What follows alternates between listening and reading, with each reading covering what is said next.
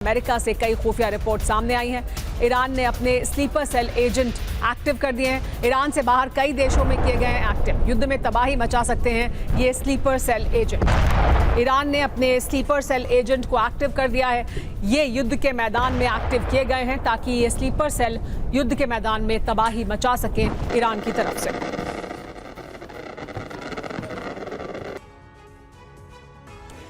जंग में sleeper cell agent दाखिल हो गए हैं। ईरान के स्लीपर सेल एजेंट एक्टिव हैं। ईरान से बाहर स्लीपर सेल एजेंट को एक्टिव किया गया है। इनक्रिप्टेड बातचीत में इसकी जानकारी सामने आई है। ईरानी मूल के ही हैं ये सभी स्लीपर सेल एजेंट, ये कहा जा रहा है। खामेनेई की मौत के बाद इन एजेंट्स को एक्टिव किया गया है। स्लीपर एजेंट को लेकर अमेरिका और इजराइल अलर्ट पर हैं।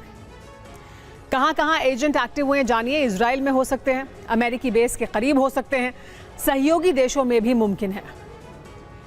ईरान में सुप्रीम लीडर चुन लिया गया है, सैयद मुश्तबा खामेनेई, और इस ऐलान के बाद ईरान ने इजराइल दहन के लिए एक ऐसे ऑपरेशन की शुरुआत कर दी है जिसमें तेल अवीव समेत संपूर्ण इजराइल दहल गया है। खास बात यह है कि इस ऑपरेशन में ईरान ने जिन मिसाइलों का इस्तेमाल किया है उसने अमेरिका और इजराइल की नींद हराम कर दी है।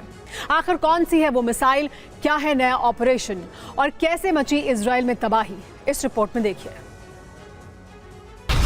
ईरान का ऑपरेशन अलियान वली अल्लाह।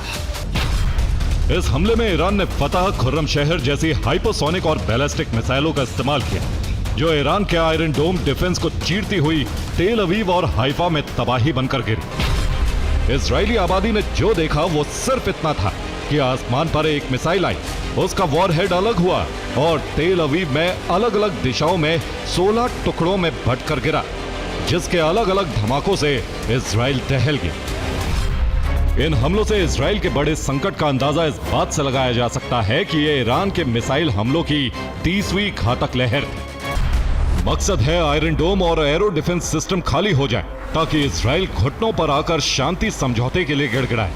दावा है कि एक हफ्ते में 13 इजरायली नागरिकों की मौत हो चुकी, वहीं 2000 से ज्यादा लोग हमलों में घायल हुए।